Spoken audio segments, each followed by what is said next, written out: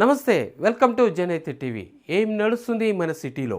ఇన్నాళ్ళు ఒక లెక్క, ఇప్పటి సంది ఇంకో లెక్క. మన ముఖ్యమంత్రి గారు విజన్ 2047 పేరుతోటి ఒక భారీ స్కెచ్ వేశారు. సిటీ అంటే ఓన్లీ బిల్డింగ్లే కాదు, అది ఒక పొల్యూషన్ ఫ్రీగా, అదొక స్వర్గంలాగా ఉండాలని చెప్పేసి ఆర్డర్ వేశారు. అంటే అసలు ఈ ఓఆర్ఆర్ లోపల ఏం జరగబోతుంది, మన గల్లీలు ఎట్లా మారిపోతున్నాయి, వీడియో లాస్ట్ దాకా చూడండి. అసలు మ్యాటర్ అంతా ముందుంది. ముందుగా ప్లానింగ్ చూస్తే ఎట్లా ఉందంటే, అబ్బా అది వింటేనే ఒక కిక్ ఎక్కుతుంది. మన సిటీని మొత్తం 12 జోన్లు, 60 సర్కిళ్ళు, 300 వార్డులుగా విరగొట్టేసిండ్రు. అంటే ప్రతి గల్లీ మీద ఒక కన్నేసి ఉంచుతారన్నమాట. చెత్త ఎక్కడ పడేస్తే అక్కడ పోస్తే ఇక కుదరదు. ప్రతి డంపింగ్ ప్లేస్ దగ్గర, నాలాల దగ్గర, చెరువుల దగ్గర సీసీ కెమెరాలు పెడుతున్నారు.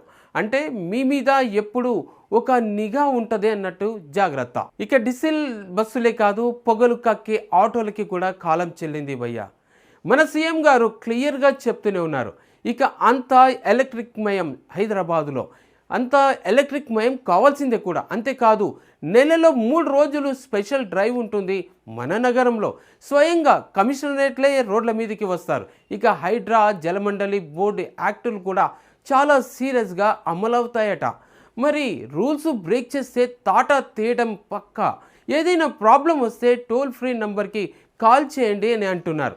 మరి ప్రతి కాల్ అటెండ్ కావాలని కూడా సీఎం గారు స్ట్రిక్ట్ ఆర్డర్ కూడా వేశారు. కానీ ఇక్కడే ఒక పెద్ద తలకాయ నొప్పి వచ్చి పడింది. ఈ గవర్నమెంట్ ఎన్ని రూల్స్ పెట్టినా ఈ ప్లాస్టిక్ వాడకం మాత్రం అస్సలు ఆగట్లేదు. మూగజీవాలు ఆగమైపోతున్నాయి. ప్లాస్టిక్ వల్ల డ్రైనేజీలు జామ్ అయిపోతున్నాయి, చెరువులు కంపు కొడుతున్నాయి. మరి దీని సంగతి ఎట్లా? జిహెచ్ఎంసీ అధికారులు ఒట్టిగా ఆర్డర్లు వేస్తే సరిపోదు, గ్రౌండ్ లెవెల్లో కూడా యాక్షన్ చూపించాలని ఈ జనం కోరుకుంటున్నారు. ఇట్లా మస్తు సార్లు ఆర్డర్లు చేసిండ్రు, ఫైన్లు కట్టిండ్రు, మళ్ళా నిద్రపోతూనే ఉండ్రు. మరి ఇప్పుడేం చేస్తారో వేచి చూడాల్సిందే. ఇక చూశారు కదా, 2047 నాటికి మన సిటీ ఒక క్లీన్ అండ్ గ్రీన్ వండర్గా కావాలంటే అది మన చేతుల్లోనే ఉంది. సీఎం గారి విజన్ సూపర్గా ఉంది.